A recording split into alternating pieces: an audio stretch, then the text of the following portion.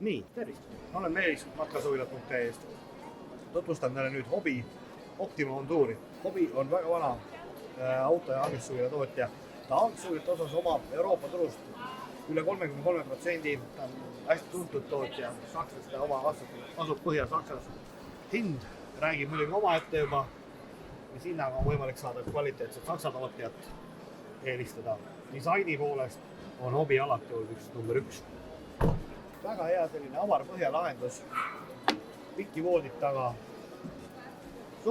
suur garaaž valipaigana, mis kannatab väga suurt kaalu, uksemõõdud 101x82. Nagu mulle meeldib rõhutada, korralikus autosuulis sisseminek peab olema korralikult vabalt, ehk siis vähemalt 600 luks, mitte selline pitsaspilu, kus nüüd sisse me ei saa. Sääsevõrgud, väga avar istumise salong. Istmed on pööratavad. Ruumi olla siin mõnuga. Siit tuleb veel lisa välja. Ehk siis kui on suurem seltskond, mahuvad kõik ümber laua. Piisavalt kapipinda.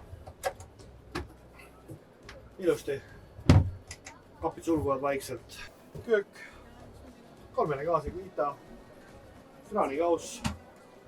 Köögikapid. Ka piisava sellise palipaiga ruumiga.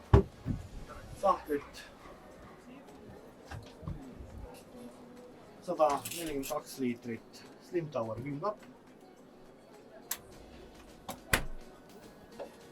Dušš-WC on koos.